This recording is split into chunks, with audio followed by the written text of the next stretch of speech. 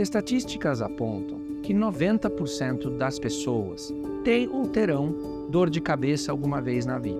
Talvez mais leve, talvez mais intensa, talvez crônica. Fique conosco para saber um pouco mais sobre as dores de cabeça que existem, como elas podem ser tratadas e prevenidas.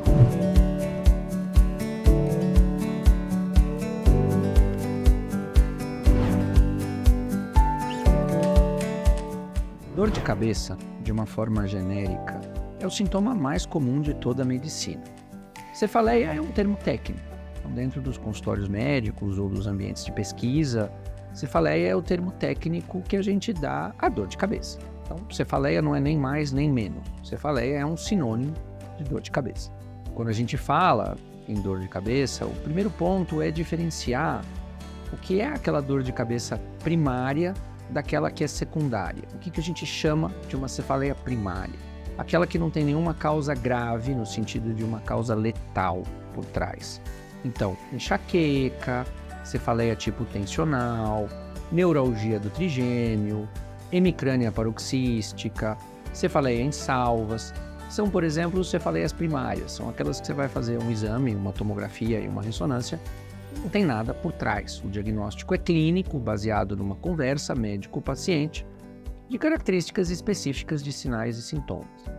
Já uma cefaleia secundária é aquela que esconde alguma coisa por trás. Às vezes é simples. Eu posso ter dor de cabeça decorrente de uma sinusite, viral ou bacteriana.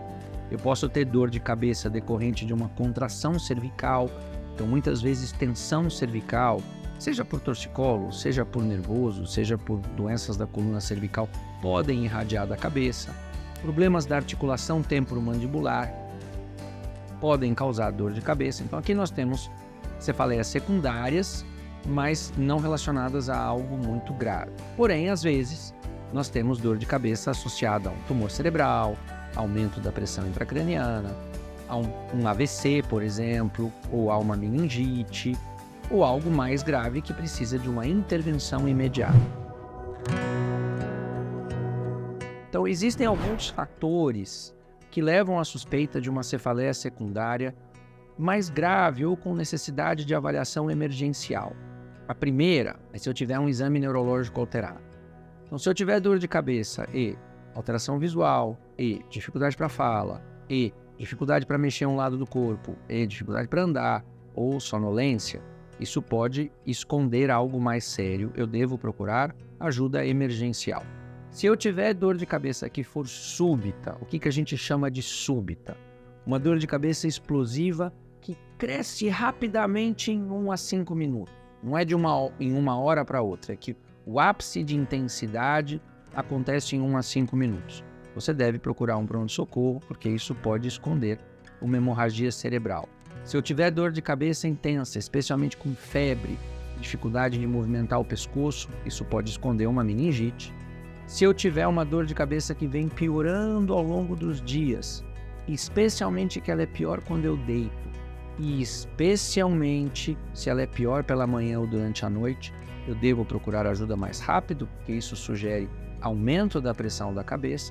E se eu tiver uma dor de cabeça não explicada ou persistente, associada a uma pessoa que tem algum grau de imunossupressão, seja HIV positivo, seja tomando medicamento imunossupressor, transplantado ou em tratamento oncológico, e essa dor de cabeça persistir, eu devo procurar ajuda emergencial ou, no mínimo, conversar com o meu médico.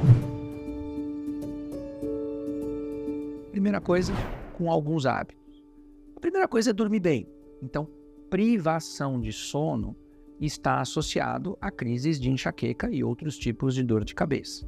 Significa que você tem que dormir aquilo que o seu corpo precisa. A média para um adulto jovem é entre 7 e 8 horas. E, preferencialmente, que eu trabalhe como um reloginho. Eu deito às 10 e acordo às 6 todo dia. Ou se eu sou mais coruja, que eu deite às 4 da manhã e acorde ao meio-dia todo dia. Eu acho que tudo depende do estilo de vida e da profissão da pessoa. Mas privação de sono e irregularidade no dormir é uma causa de dor de cabeça aguda e crônica. A segunda é a atividade física. O sedentarismo está associado à dor. A atividade física, não só para enxaqueca e outras dores de cabeça, mas como outras doenças, tem um efeito analgésico no longo prazo. Terceiro fator, alimentação. Não para todos, mas especialmente para quem tem enxaqueca, o consumo moderado e excessivo de café, chocolate, álcool, alguns queijos, especialmente os queijos amarelos, e embutidos ou coisas como molho de tomate enlatado, que tem substâncias em comum, podem desencadear dor de cabeça. Então, não necessariamente evitar, mas procurar entender se para você algum desses alimentos é um gatilho. E por último, controle do estresse. Então, não é qualquer estresse, obviamente, mas o estresse excessivo e a exposição ao estresse podem promover ou cronificar dores de cabeça. Como eu trato de uma forma geral aquelas dores de cabeça que a gente chama primárias, né? A primeira coisa é identificar a frequência de dor. Então, a gente pede para as pessoas fazerem um diário de dor. Quando eu tenho dor, que dia eu tive dor, na hora que eu tenho dor, eu tenho que olhar para trás e, o que eu comi ontem, o que eu fiz ontem, eu dormi mal, eu bebi muito café. Então, a primeira coisa é identificar a frequência. Eventualmente, se eu tenho dor de cabeça uma vez por mês, 2 vezes por mês, a gente ensina a pessoa a sair da crise, com analgésicos ou com medicações específicas. Para algumas mulheres, por exemplo, a dor de cabeça está associada exclusivamente ao período menstrual. Vai usar uma medicação nesse momento, ou discutir com a pessoa se vale a pena entrar com um tratamento hormonal para suprimir a menstruação. O que vale dizer é que quando essa dor é muito frequente, e o que a gente chama de uma dor muito frequente? Mais do que 1 ou 2 dias na semana, a gente tem 2 riscos. Um deles é dela virar crônica, então daqui a pouco eu estou com dor todo dia, e o outro problema é eu começar a consumir muito analgésico. E quando eu consumo mais do que 3 ou 4 doses de analgésico por semana, isso alimenta a dor de cabeça. Tecnicamente é o que a gente chama de cefaleia por abuso de analgésico. O que é isso? Quando eu tomo analgésico mais do que 3 ou 4 dias na semana, eu começo a ficar dependente. Então não é que eu estou tomando analgésico para tratar a dor, é porque o dia que eu não tomo, a dor piora. Como uma abstinência química. Quando essa situação já acontece, existem uma série de medidas não medicamentosas, que a gente já falou aqui em outra parte do vídeo, mas às vezes são necessárias intervenções medicamentosas para eu tratar e auxiliar essa pessoa a sair do abuso de analgésico. Então, eu acho que vale lembrar que, primeiro, parte do tratamento depende do comportamento da pessoa, não só do remédio.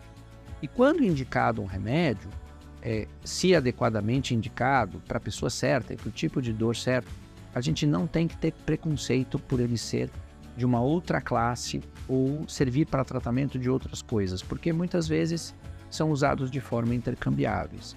E é um tratamento, para algumas pessoas, com começo, meio e fim. Para outro, às vezes a dor de cabeça é crônica, como é um diabetes, como é uma pressão alta, como é um colesterol alto. E se a gente precisar manter o tratamento por muito e muito tempo, se na ausência de efeitos colaterais e na presença de melhora da qualidade de vida, tá tudo bem, vai ficar tudo certo. Você gostou do conteúdo? Nós trouxemos informações que podem te ajudar ou ajudar alguém que você conhece? O HCor possui neste canal uma série de vídeos e informações sobre saúde e promoção da qualidade de vida. Acompanhe, divulgue para quem você conhece. Esperamos poder ajudá-lo em também outros momentos.